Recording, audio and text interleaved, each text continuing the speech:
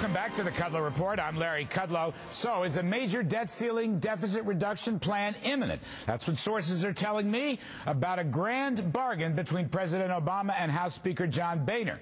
Here to directly tell us more are two House leaders. First, South Carolina Democratic Congressman James Clyburn. He's Assistant Democratic Leader. And then second, Washington Republican Cathy McMorris Rodgers, Vice Chair of the House Republican Conference. Let me begin with Congressman Clyburn. Welcome, sir. Thank you for giving us your time. The reports, as I'm sure you know, $3 to $4 trillion grand bargain, virtually all of it on spending cuts, discretionary and entitlements, no significant tax increases. First, Mr. Clyburn, can you confirm that? Well, thank you very much for having me. I do know that there are meetings taking place as we speak. I am not, of course, in those meetings. I have no idea what the grand bargain may or may not be, but I've heard the same rumors that you seem to be reporting. And let me ask you, can you live with that? Essentially, this is maybe not as much of a compromise as some people originally thought. There will be no tax increase piece, at least in the short run, from what I gather. It'll all be discretionary spending and entitlement spending. Is that something you and your caucus can support?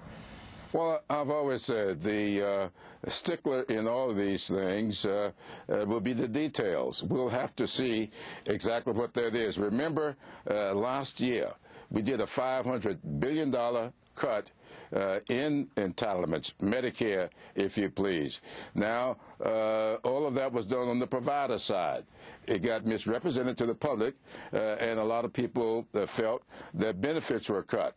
If you are going to cut into these entitlements, the question is, are you cutting on the benefit side or are you doing it on the provider side? So that's what I'll have to see before I give any definitive answer. I am not going to vote for anything that will cut benefits to Medicare recipients or to Social Security recipients or Medicaid. Would that include cost of living adjustment? Almost everybody tells me, sir, there's going to be a chained CPI, which is a little bit lower, like 1 or 2/10% per year. Can you live with that? That would come out of beneficiaries. Well, it all depends on how long that is. If it's a 10-year thing, I would take a hard look at it. I know a little bit about change CPI. I'm not too sure what I feel about it. I'm not all that enamored with it, but I'm not going to be set in stone. Now, there are other ways to do the CPI that I think we currently do CPIU.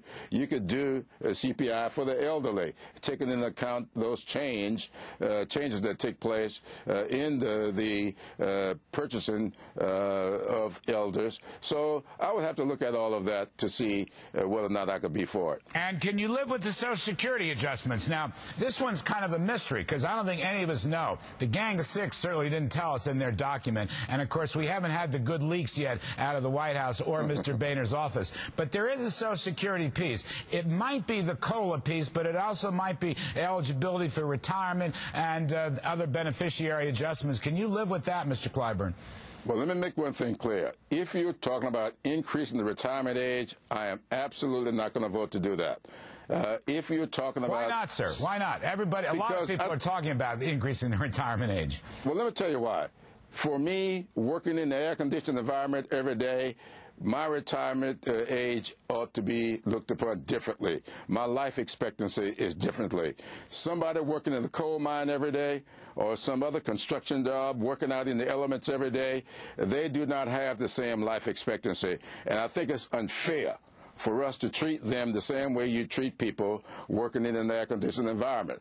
And so I will look at lifting caps or removing caps, but I'm not going to vote to increase the retirement age unless you do something to make adjustments for job classifications. All right. Thank you very much, Mr. James Clyburn, Assistant House Democratic Leader. We appreciate your time, sir. Now, here with a Republican response, we have Washington Republican, that is Washington State Republican, Cathy McMorris Rodgers.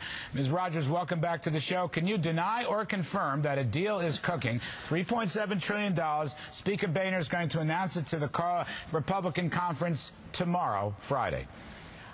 Well, Boy, I'm certainly aware that August 2nd deadline is looming and that the negotiations continue. It's been very fluid. The House passed our cap and balance proposal earlier in the week. We like to think of it as a gang of 234 members, bipartisan support, and that is really the position that I am enthusiastic to support. I'm encouraged that the Senate is going to be taking the vote tomorrow on cap and balance. It's great stuff. And by the way, I love the cut part. I love the cap part. I'm not sure about the balanced budget part, but I want to come back to, you're kind of dodging me. It's very unlike you, and I can see that great smile. Let me just ask you, where can $3.7 trillion come from? I can get $600 billion out of discretionary. I can get another $100 billion out of defense. I can get, I think, $250 to $350 billion out of Medicare. The rest of it I can't get with no tax increases. Where's it going to come from? Or is it blue smoke and mirrors? You know, there's lots of rumors flying around the Capitol this afternoon, and we don't know what may have happened. Everyone is looking for those answers. I'm as anxious as anyone to see what those numbers really are, and I've been concerned that they not be smoke and mirrors. And the Speaker has been very clear with us as members of the conference that he would go through the bill, that he'd be very clear about what the numbers are, and give us time to look through it, to ask the questions, and to get the answers before there's any expected vote. Well, you know, nobody's going to be satisfied with that. That's the way these things work. Unfortunately, this is one of these great top-down deals. Is it a Republican victory, though, with no tax increases? That's an interesting angle. It's being reported on by a lot of media.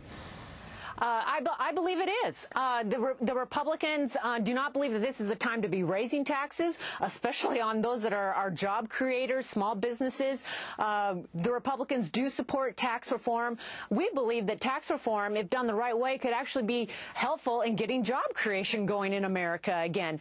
And part of the Ryan budget that we passed earlier this year did call for tax reform, that flatter, fairer tax rates, and closing some of the tax loopholes. We believe that is part of the solution. But raising tax rates themselves. Yep. No, you won that's not a starter. Looks like you won that one, because that's where it's going to be. But that's not till later on, I'm told, regarding this deal. Anyway, Cathy McMorris Rodgers, a great friend of the show. Thank you for your non-denial denials. We appreciate it. We're all kind of fencing around the same game. I appreciate your time very much. Next up on the Kudlow Report, the scorching heat wave. It's already killed 24 people this week, and it moves